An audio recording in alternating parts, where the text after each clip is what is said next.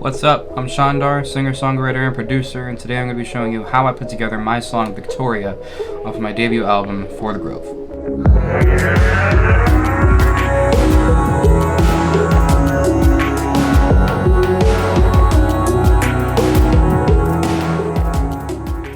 So the purpose of this prelude is to kind of just introduce the general theme of the song. As you can hear, this main synth that we have, Victoria synth main, is pretty simple.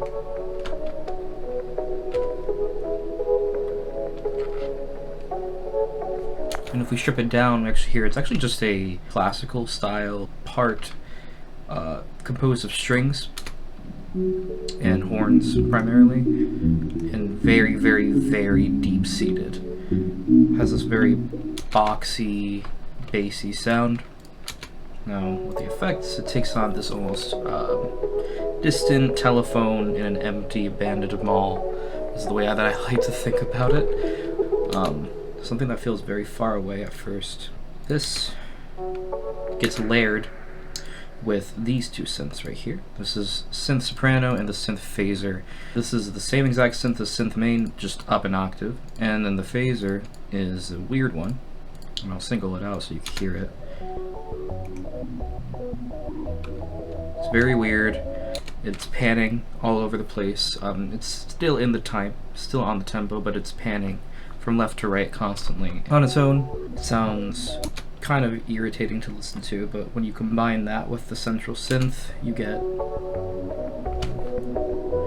this very textured sound.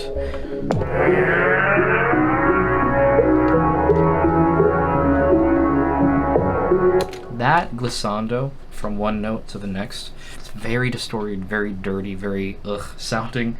Actually stumbled upon it by accident. One day I was just kind of fiddling around with the keys, and I touched one note. It was in the key of this song. I was conceptualizing this song, and I pressed one note and went up to the fifth, and it just kind of scooped up. Didn't realize there was a really heavy portamento on that preset in particular, and so I was like, hey, wait a minute, let me try and incorporate that into the song, and I did, because I like it. Yeah, fun fact, when I first recorded this synth into the DAW, it took me a pretty long while, and I mean multiple sessions worth of exploring and trying different things to learn how to compress this synth in a way that really let it shine without diminishing it too much. It was very loud, very, very loud synth, and it was clipping rather easily, and so I kind of had to fiddle around with these the compression settings and find the right balance, but eventually I did. It took time, and I'd be lying if I said I know exactly what I did to make it happen. It was just kind of a gradual thing of going back and forth in my own head, and also that was years ago. But if we come down to the bass line here, this is quite literally just the synth down pitched. I didn't feel like making a bass line for the sub part because I just didn't want to. The reason being, well, I wanted a part in the bass line that was just a bit lower than this MIDI bass line. Very boring, but those two things, those two bass lines, do kind of synergize with one another when you inject it into the entire mix.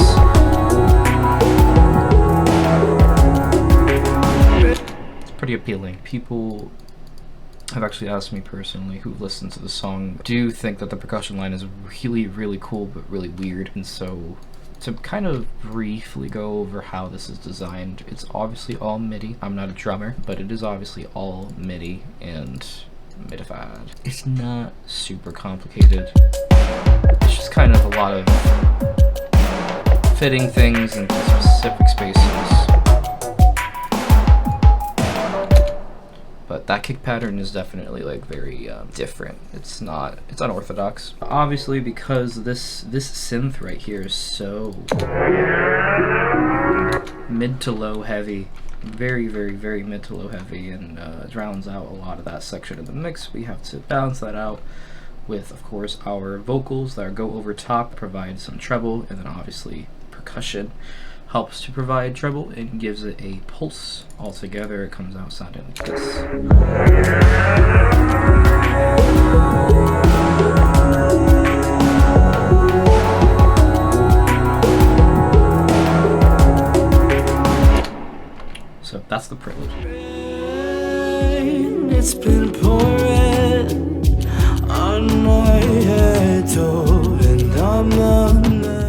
in this first verse here, we get a little bit more out of that synth, and we'll single this out here. This is now doing a different melody. Now this melody, that melody, that melody ends up being kind of the core of a lot of the song going forward, especially for the verses. And what I decided to do in the second verse of this song here is actually take this exact melody that the synth is playing and reverse it. So I took that and I reversed it so that it could sound more like this.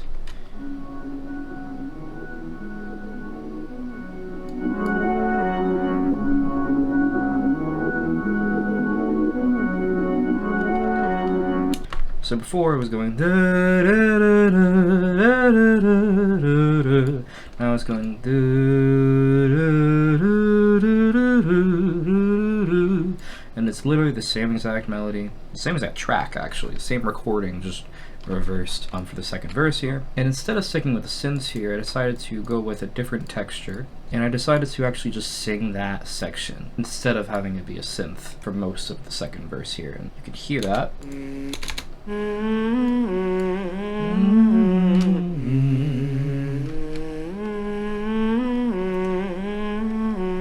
So I just sung that, and then I decided to layer that on top of other vocals that are harmonizing with each other. That means that we have this section all basically being the accompaniment for the verse, and it's all vocals. They're layered.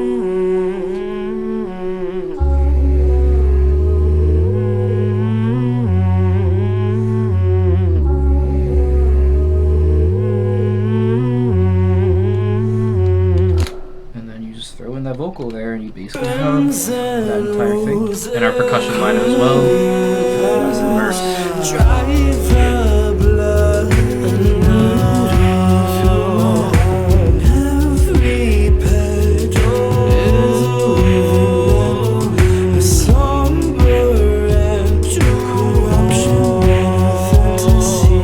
Now in the second half of this verse, I do bring in this synth, the reversed synth. It adds a little bit more to the stereo presence. I've been watering flowers for a while.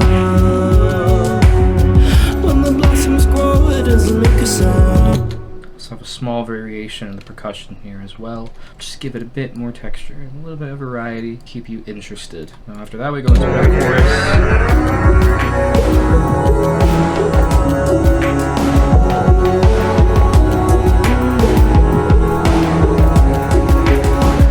Obviously that one sounds a little bit more intense, and that is in large part just due to having the synth bass accompanying it being a little bit louder than the other sections, and then also having a little variation in the percussion line here. Kick.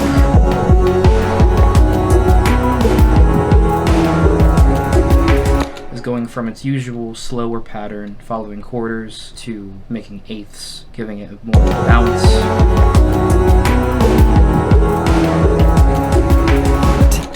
And having this variation of the percussion with the eighths on the kick is pretty essential to have in this second chorus in particular, because it's kind of an appetizer for what is to come in the third chorus and also the second half of the third verse, where the music gets a lot more up-tempo. Articulating childish thoughts for the people that'll never really care. So there we have in the third verse the lyric. Underneath my voice, I just pitched a different recording down and just let it kind of be a growl underneath the main vocal, make it sound a bit more unsettling. The people that'll never really care. And then over here, we also have this section. But look, I'm looking for the answers. With a little bit of a growl, just kind of really pushing the uneasiness and the vibe that the song is supposed to be giving off. But look, I'm looking for the answers. I think they're buried 6 feet deep. I wanna lose myself. So here is where we get that bouncy percussion.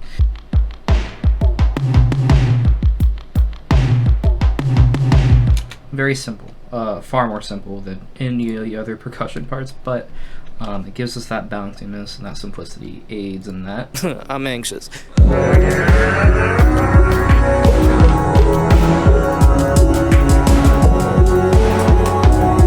We have these hats that are they're moving in thirds, and they are just about that far away from each other, and so it makes a really cool effect. And I panned it so that it kind of sounds like those hats are kind of coiling around each other in the mix before conjoining, merging, and making that fast little last fill.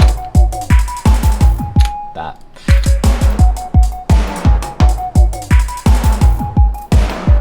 So, but other than that, the variation is not too insane. I just wanted to add that little last bit to embellish it and give it a little ribbon on top, sonically at least. The exit here is just the main synth stripped down to make it sound more whole and more true to what the original track was.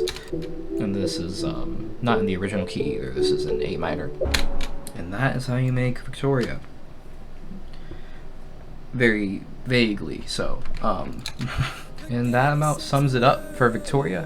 That is my official production breakdown of the song. Let me know if you are interested in anything else Victoria themed or otherwise. Let me know down in the comments below, and take care.